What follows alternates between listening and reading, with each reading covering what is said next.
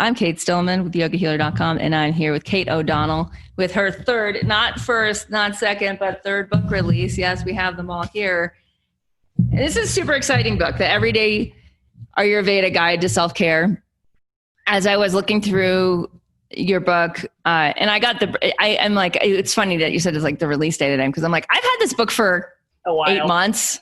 I mean, the physical copy only maybe for 2 months, but I got to see the advanced copy a long time ago. And I immediately said, well, this is going to be we have to now change our Living Ayurveda curriculum, because we now have, we have 4 books in that curriculum that we use. And this we'll kick one out and we'll bring this one in, because it's so good. And as I was reading it, what I was thinking of is when you and I first started studying Ayurveda, there wasn't a book like this. And it was actually much harder for those who really wanted to understand how to take care of themselves.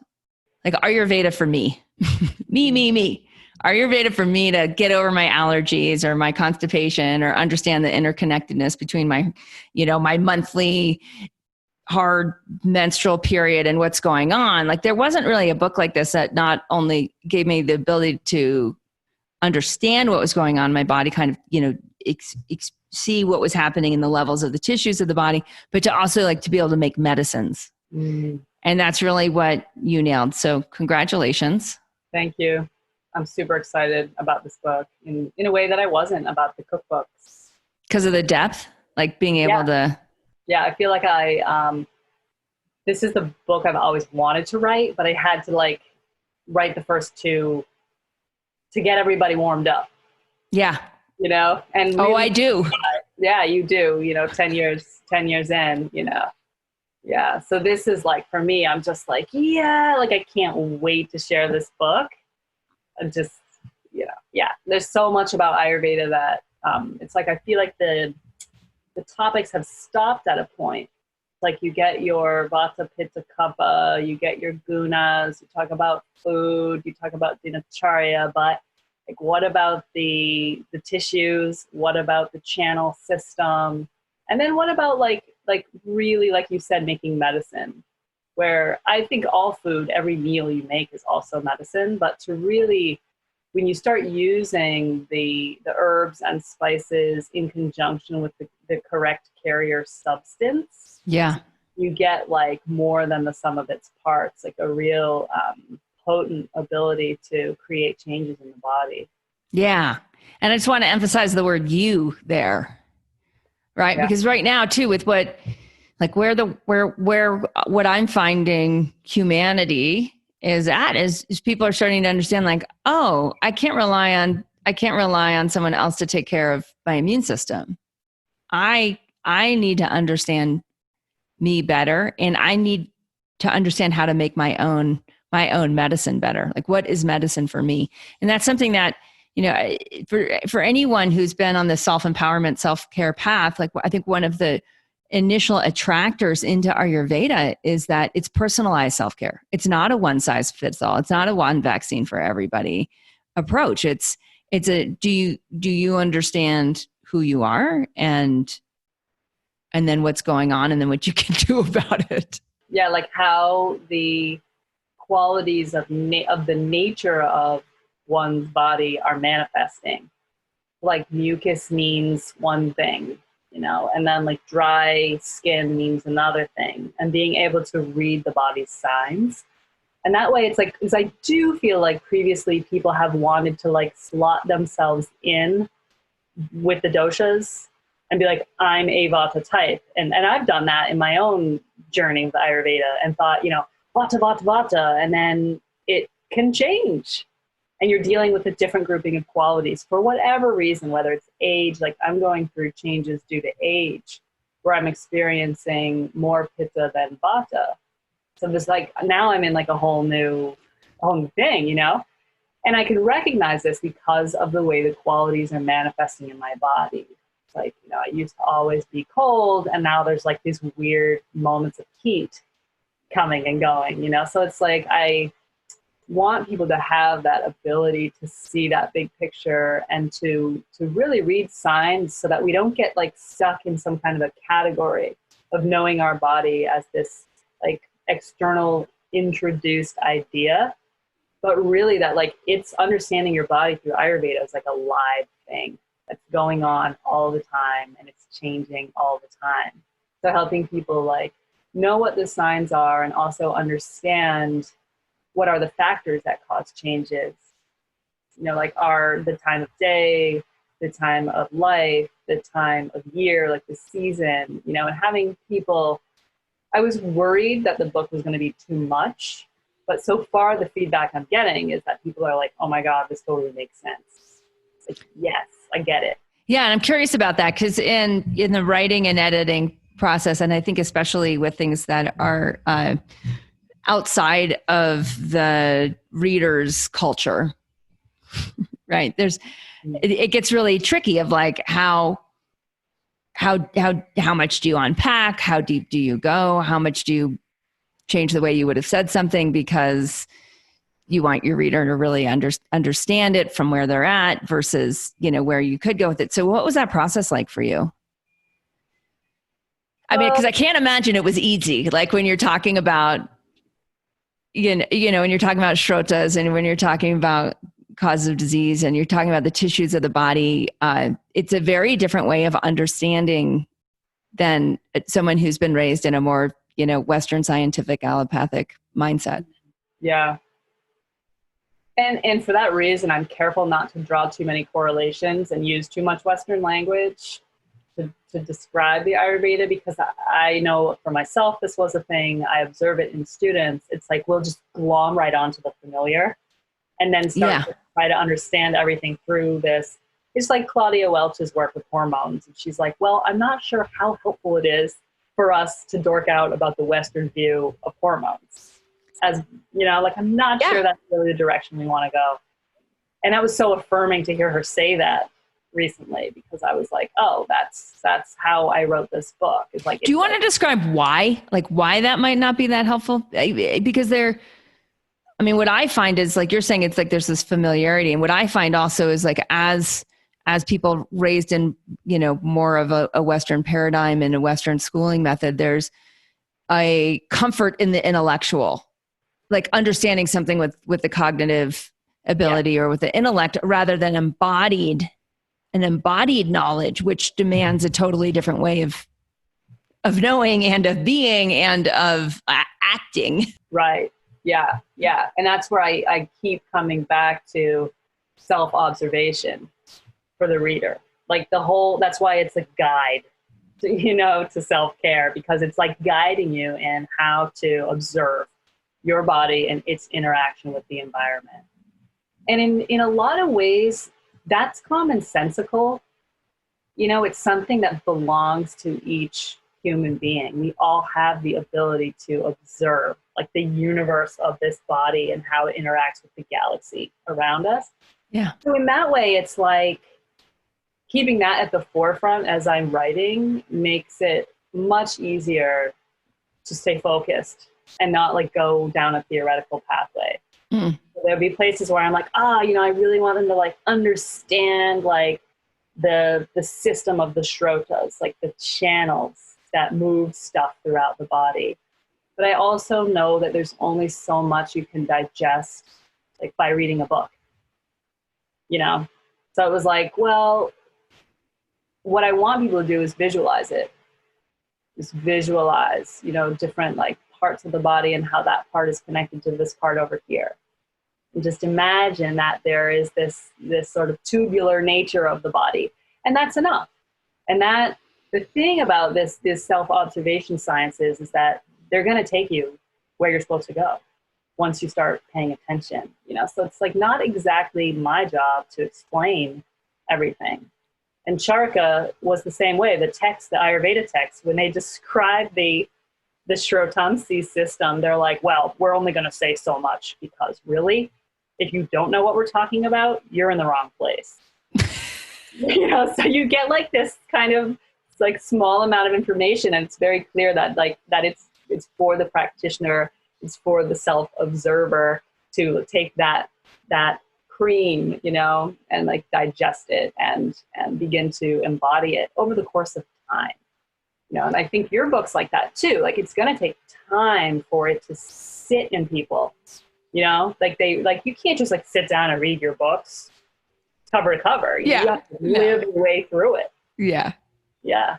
Field guide. Yeah. And that's actually, the publisher was like, and she was really just like, it's field guide, and like that's what Ayurveda is, right? It's a guide in. And I just want to highlight what you said about like and I'll paraphrase and my interpretation of that, but that there's a trust, and that's part of the exploration journey, is trusting your interest, like trusting what you want to learn more of, trusting what you want, once you understand a concept, like a shrota or a channel, like once you understand that, like wanting to experience that more and trusting into that desire of what you want to learn and what you want to experience more of, and how you then want to use that to be able to, to me, it seems like own more of yourself, like taking ownership. And I feel like this is such an important message right now,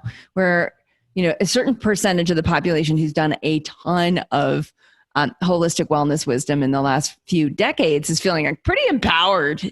Right. There's like a little bit of a payoff to that, going in through COVID and having, a very good understanding of self and of protection and of resilience and adaptability. Like that's been, I just want to point out, it's been earned. It wasn't just like you could buy it. Right. And in this process, right, of like following desire to know oneself and to own one's own immunity and resilience and adaptability, and to own one's thrive in what one can become, like who we can become, how, and it's not just health for the sake of like looking good. It's like really like, to me, it's like, how amazing can I feel so I can kind of get on with everything else. Right. Which I think in that path, there's an amount of like personal accountability that's the scary part, I think, is because once you're clear on having that desire to embody your true self, and like be as optimally healthy and resilient as you can be, then you begin to notice the habits that go against that, all these little things. And then you start like unearthing these belief systems that go against this desire. And then you begin to see how, like so simply, there's things that I might eat or do that compromise my health. And then it's my choice. Like in every moment, what's more important? Do I really want to eat that thing or do that thing? Or do I really want to prioritize my health right now? And there's no judgment about that. When I was in Ayurveda college, like there was one practitioner that was like, anything you can get away with. That's me. Right? And I feel like that's all of us. And that's part of what it is. Like that's resilience training. Like and I know when I'm having my period, like I can get away with less. Yeah. Less. And if I respect that, I have a really strong month. If I don't respect that, we'll see how it goes. So true. I'm the same way. Yeah. And it took me a long time to figure that out. A long time of observing. Wait, to figure it out or to live by it? Like to live in alignment? Oh yeah. I feel like those two are always happening in tandem, because as I said earlier, like it changes. That's the thing. Just when I get a handle, I'm 5 years older and the menstrual cycle is undergoing changes again. And it's like, I can get away with less actually now that I'm older. And want to, right? And like want to, because I think that's the other thing is like the desire matures. Yeah, absolutely. It does, and it's like there's this Peter Pan in me that doesn't want to grow up in some ways. Yeah. And so I will do these little like acts of sabotage. Yeah. To avoid like that maturity kind of taking a hold in me. And you describe it in your book. I mean, that's prajna parada, right? Like that we all have this, it's like a forget mechanism, like forget what you know in the moment. Yeah. In order to just like do the other thing. Yeah. And, I feel like as a writer in Ayurveda, from the beginning, it's been my goal to be really inclusive and make sure that people feel like safe in this journey of embodying themselves. Because as a teacher, as a practitioner, what I kept seeing over and over is the self-judgment. This, how people are, they see the things that they do that aren't about self-care, or they see their own resistance to the self-care model, and just like kind of get on hating themselves. Right. Which is not helpful. Yeah. And will you talk about that a little bit in terms of like the channel of the mind that you describe so beautifully in your book? But it's the thing about the Manova Hashrotas, the channel of the mind, is that it is said to pervade the entire body. Like it is so potent. It is such a strong aspect of the human nature that, like, we can't really say enough about the importance of getting to know the mind and purifying the mind, because it is the seat of health, really. It is the seat of prana, and there's this connection between the attention, the system of the mind, and like what it's paying attention to is then manifesting in your body. So if you're worrying, you get that. If you're out with the chainsaw, like being, working on with nature, you get that. And so it's really that simple. Like, it really is mind over matter in the Ayurvedic viewpoint. And that, that's tricky. Like, I find that talking about and teaching about the mind is its own thing, because it's like really murky in there.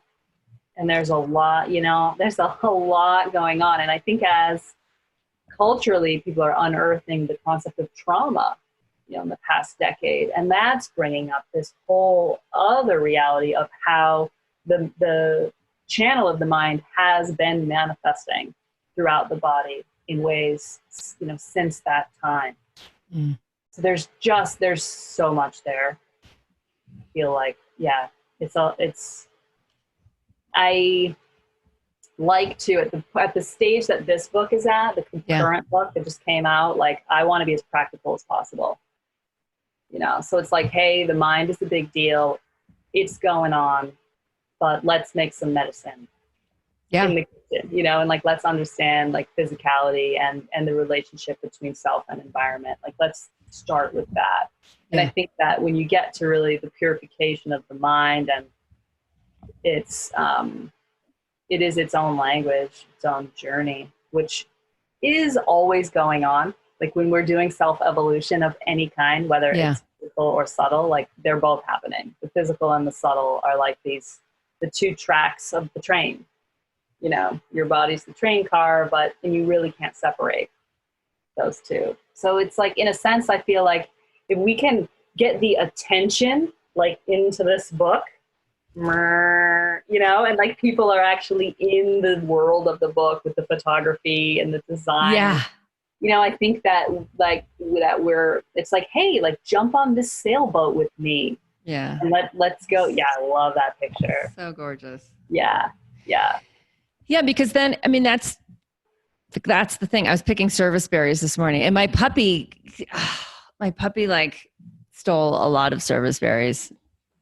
But anyways, there's this, like, what we're doing, right? Like, what we're doing in the kitchen, or what we're choosing to put our hands into, whether it's the soil or the service berries or the whatever, or chopping up cucumbers in the summer to put into water, just to, right? Mm-hmm. Like, there's an infiltration, if we will, like a very positive infiltration of that sattvic quality into the field of our physicality. And so when Kate's talking about these two parallel train tracks, right? It's like what we're doing really matters. And so as soon as we care enough for the self to be like, hey, what parts of the self need some more nurturance? Like, what kind of smells have I taken in today?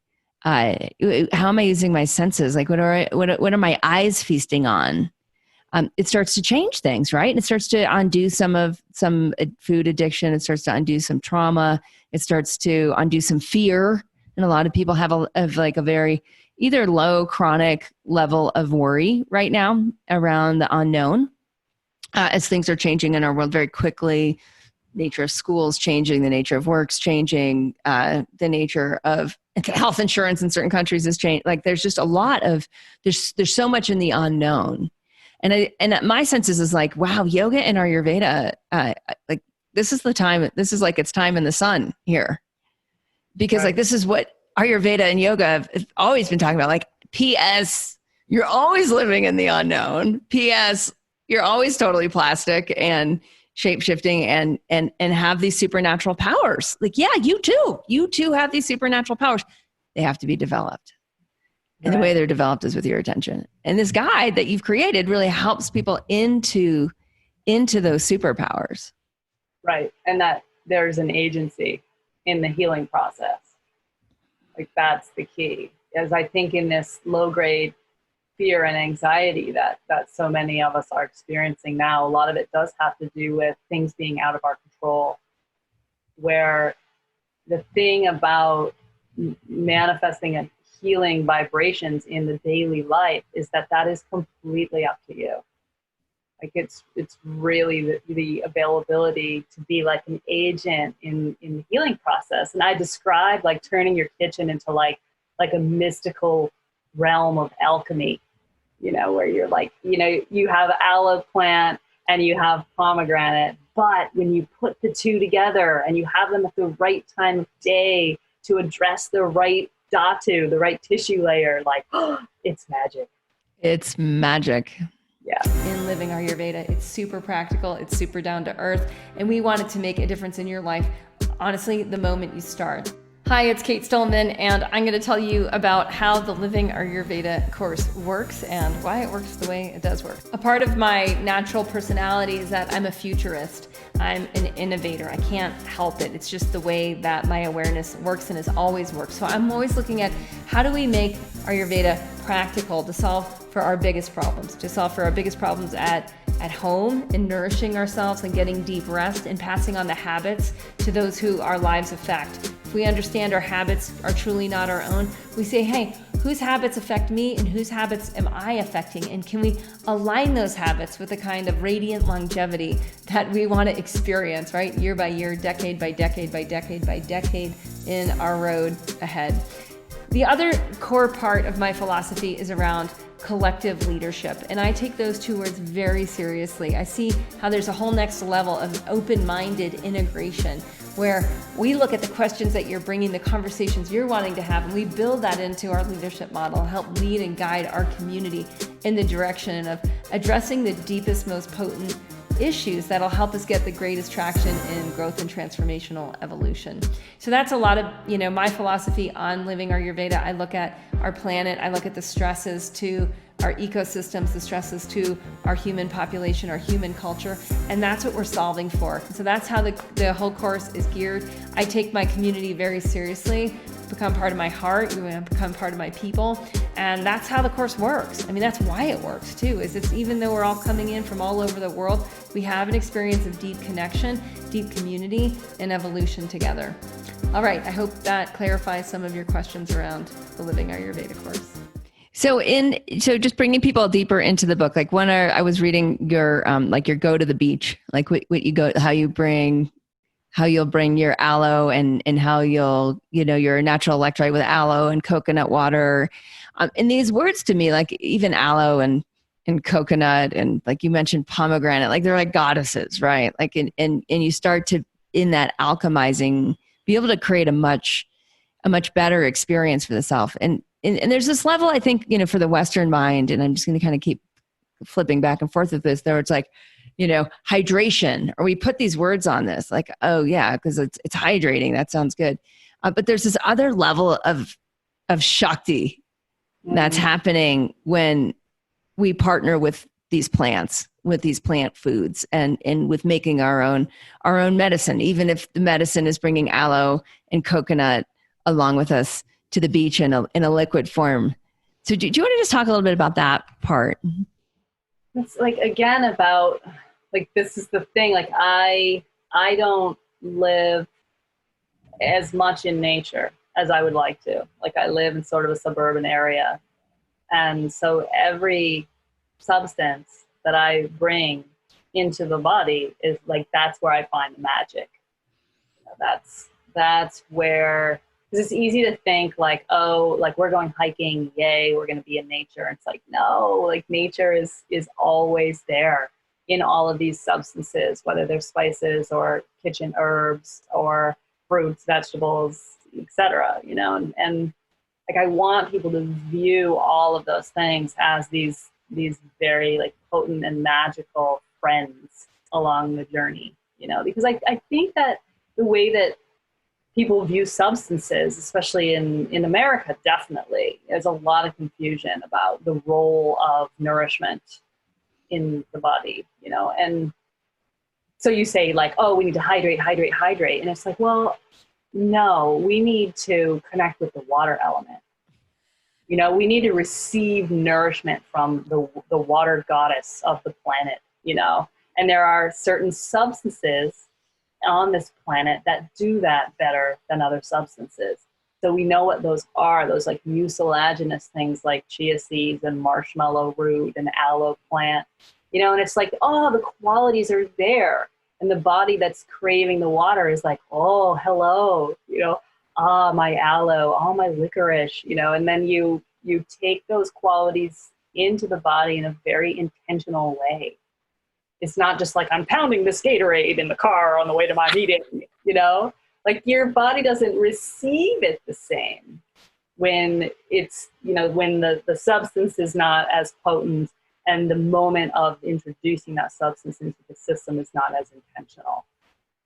So we end up like using all of these parts of the planet, but we're not like getting the most out of them. So I think in a way, this like partnership with the world of food and of natural medicine can be an answer to actually problems that we have about humans' relationship to our planet, you know, and the scary aspects of the near future if we don't start to connect better with the nature of the five elements and the actual property or the actual physicality of our bodies and of our planet. And it's not infinite.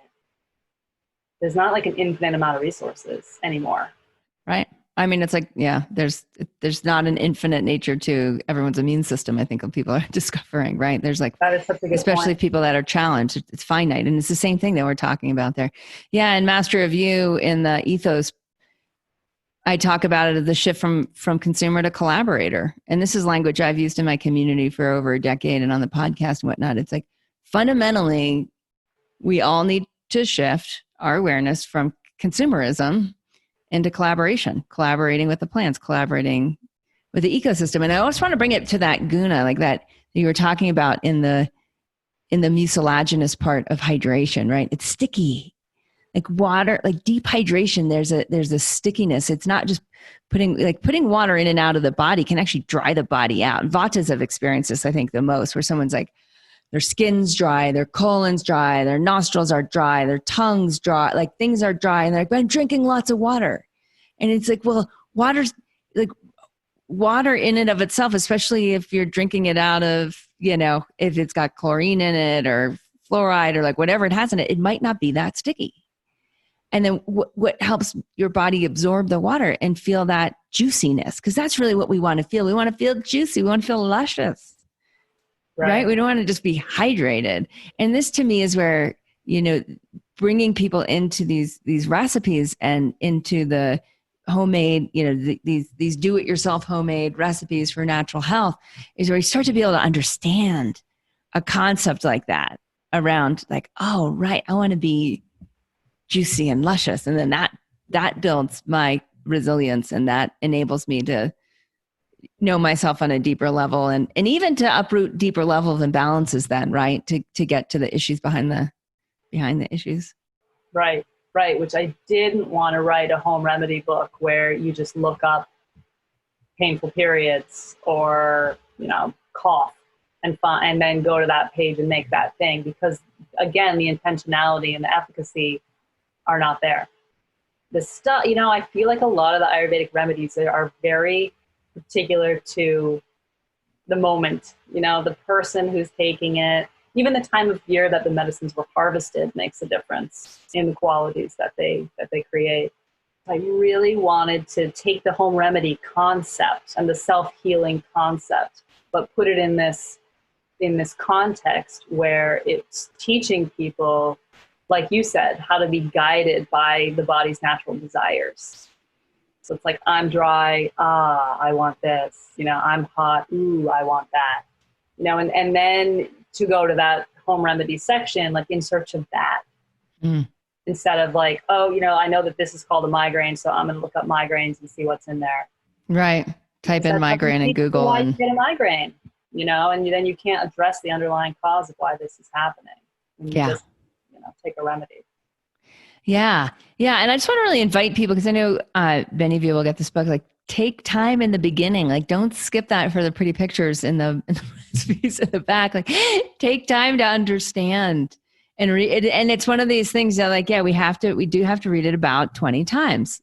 We do. And then in a new, and then like 6 months later again. And then with time, there's a deepening of understanding.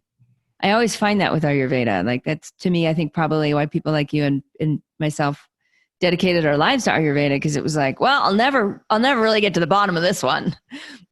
Exactly. The well will just keep giving, but I'll never really find, right? Like it's just, yeah. It's like our own self-care and our own self-awareness is like as intricate as we're willing to invest in, like invest our awareness in, which can often mean, what are we then diverting our awareness away from? And including, like, I think the more, we get into, and I just want to point out the lubrication station and like these ghee recipes in here that you go into, it's like the more we start making our own medicines, the less we start looking for quick fixes, and the less we're willing to put, it's not like never putting junk in the body. It's just like what you do more of. Like you end up doing more and more of stuff that's like, ooh, this looks good too. Ooh, like, ooh, and then going into your other books, the recipe books or the cooking books of like, oh, and now I'm going to eat a little bit closer to the plant.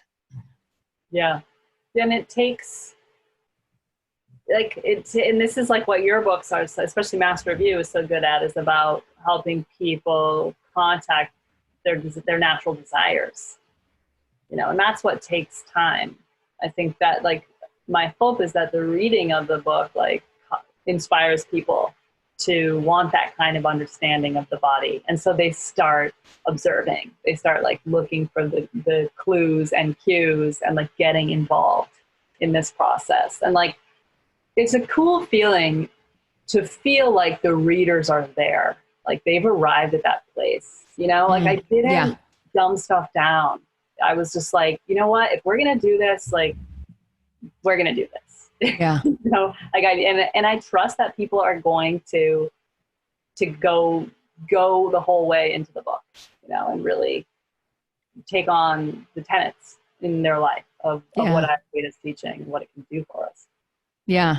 Yeah. And it is, to me, it's like one of these books that'll stay on the shelf, right? Like it's one, when you own it, you'll 10 years later just be like, oh, I got to go back, and you'll pull it off and you'll learn at a whole other level, and you'll be able to activate self-care for yourself and the people you're living with at the level that you're then at, or that we talked a little bit before about that psychological maturity that can happen with time, where it's like, oh, now I want to check out making my own ghee. Like now I want to see what happens when I add some things to my ghee to change the qualities of it, to make it even more of a medicine for me. Yeah. And I think it's okay that those things take time to come to.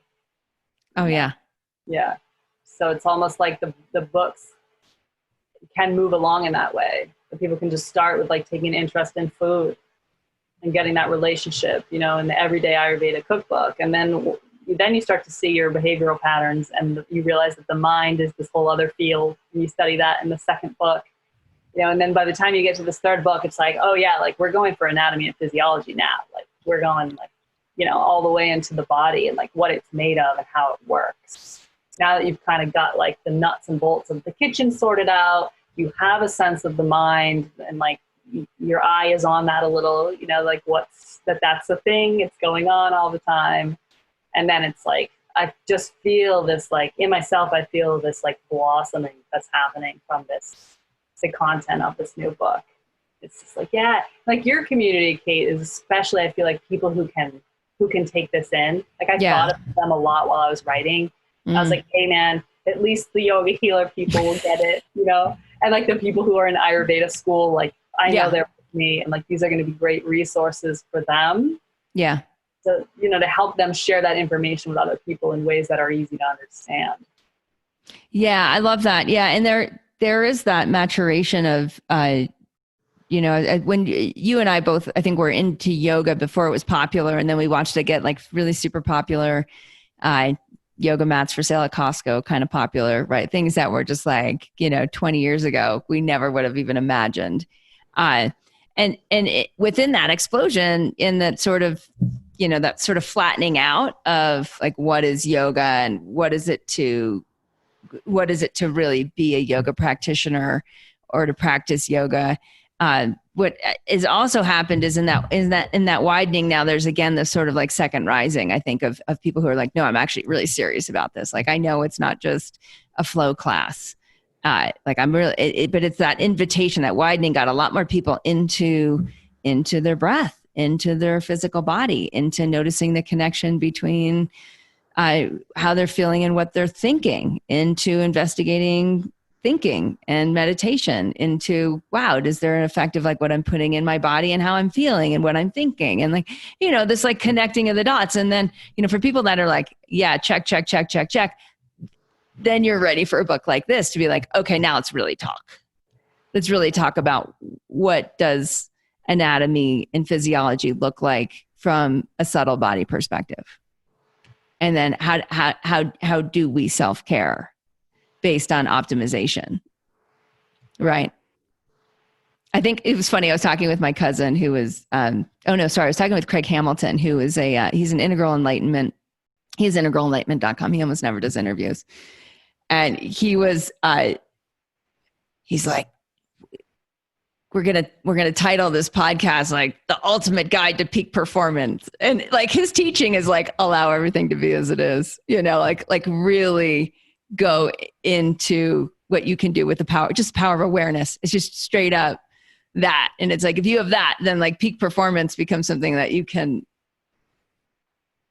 actually start to see, like, you know, where and how the other teachings actually fall in, because you actually have an awareness of yourself as the cosmos, in that, you know, in that realm. And like in the same way, right? Like with awareness, we can guide ourselves into making good medicine. We can understand a little bit more about like, what is our subtle anatomy? What is that? Because this isn't something that you can just pick up and be like, oh yeah, I get it. Yeah, not at all. And the introduction to the book is the definition of health. And it's about being seated in the self, swastha, you know. And it's all right there. Like the whole point of the whole book is right there in the meaning of swastha. Swastha means health. It also means to be seated in the self. So it's that idea of understanding enough about like the microorganism, the macroorganism, and how they're interacting, that it's like, you know, where you are and who you are at any given time that you tune in. And so when you're in that place, whatever food you eat or remedy you make or dinacharya practice you do, it's the right one because you're seated in the self. So it's like, then there's no like hemming and hawing. There's no second guessing, you know, there's no like mental chatter around it. So it's like you're saying with this gentleman you were interviewing, it's like, yeah, it all comes down to being seated in the self. And it's, you know, I think a lot of people could hear that and be like, oh, whatever, you know, like that sounds a little wacky to me. Or even, what does that mean? Yeah. Right? Like I can't find that. I can't find that yet. Right. Sounds nice. Yeah. And so I describe, you know, I describe it as like taking care of a houseplant or a puppy, you know, and you take this puppy home, or you have this plant in your house, and you're like, watching the plant to see if it's happy. And then you're like, and this is me, I'm like, I so don't have a green thumb. It's embarrassing. I will admit that now.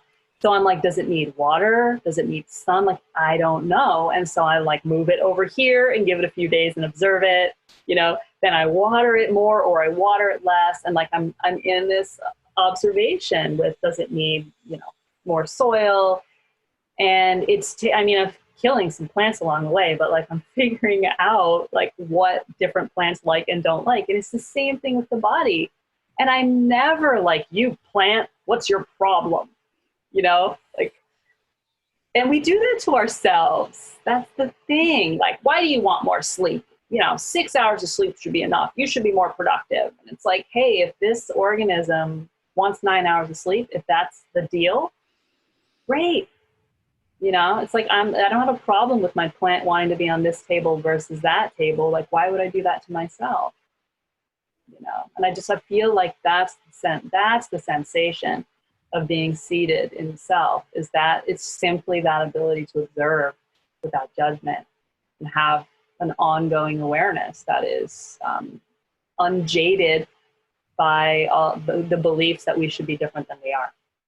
Yeah, I mean, it's so different than how a lot of us have been trained to run our awareness of like being in opposition to, or being at war with, or being against, or being in loathing of, whether it's like body, why are you overweight, or, hips, why are you this size, or, like that whole thing that, especially girls are raised with, and you just bring it back to like, and to tie that into Craig's teaching of just actually, if we can just allow it to be, then we can engage.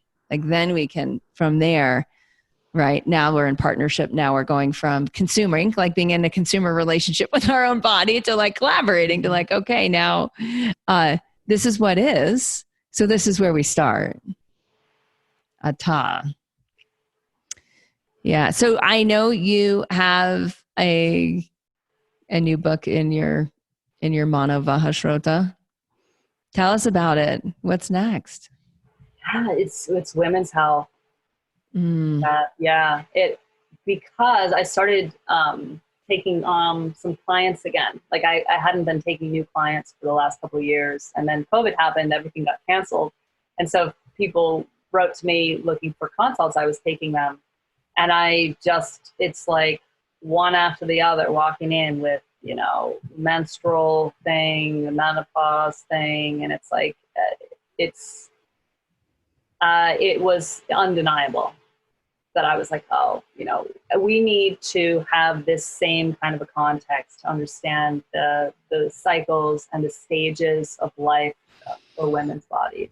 And it's up for me now too, like moving through my 40s and having all these kind of changes happen.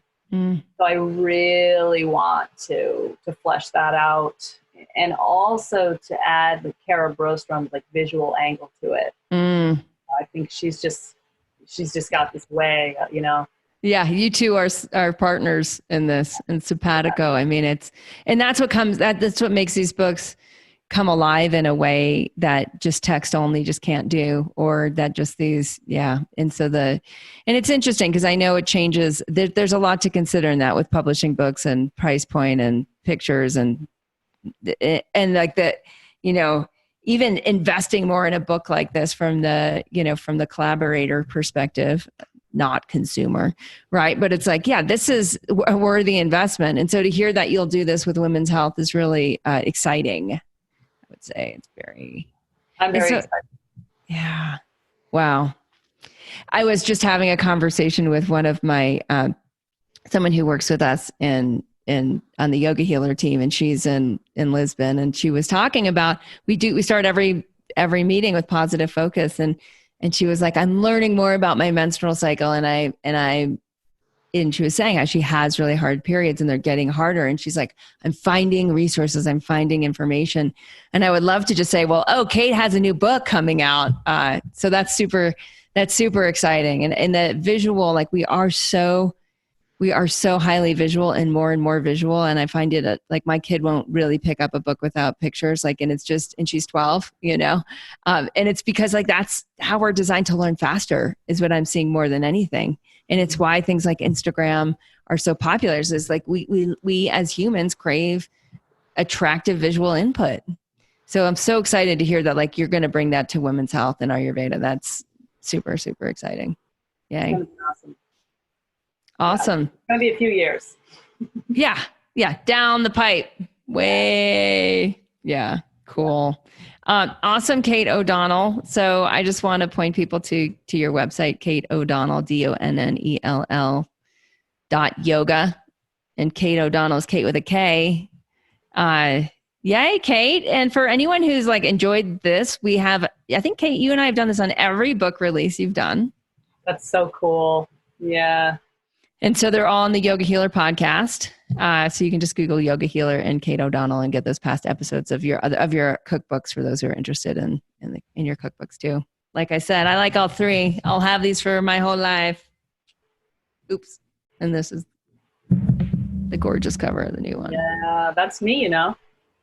Is it really? It is, yeah. The model. Kara was Check out your deltoid. Lovely lady. There's the yogi in you. Yeah, I know. My mom was like, what's going on with that shoulder? Yeah. Oh, mothers and fathers. My mom's like, I'm not going to read your book. It doesn't apply to me. And I'm like, I don't know how to respond to that, but I'll allow that to be exactly as it is. Yeah, I can relate to that. I want to end with, a lot of people want to write a book. And you and I have done a podcast just on that. What helped you get over that hurdle and write and really and get your vision of Ayurveda up in the world? Because some people would say, actually, this is kind of funny. Let me see if I can point my screen to like one. This is my little tiny office bookshelf. And it's got too many books on it, but they all need to be there right now for some reason. But, some people are like, well, it's already written. Dr. Lad already wrote that book, or Amadea Morningstar already wrote the Ayurveda cookbooks. And, for a Western audience, like what helped you bridge that gap and just really make a stand for the writing that you write? I think it was teaching that got me started, on observing the Ayurveda, like find a seat in people as I was teaching. And so I knew that connection was already there between like how I was filtering it, because it's like, I think of human bodies like these kind of like sponges, we have these holes for ins and outs. And so we take in this, it's like I've been sponging Ayurveda for decades, so it's been like seeping in through all these pores. And then, I think the process of writing a book is like just you squeeze the sponge. And then I knew it was in there already, and I had seen it land in people through teaching, which was super helpful. So when I sat down to write that first book, like I already had that confidence. And then it was just about, realizing that people couldn't see me, and I had to get more descriptive with words and less body language and facial expression. And that was a thing for me I had to figure out.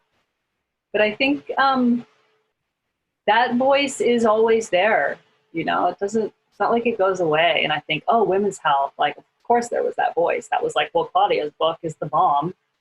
Right. What are you going to do?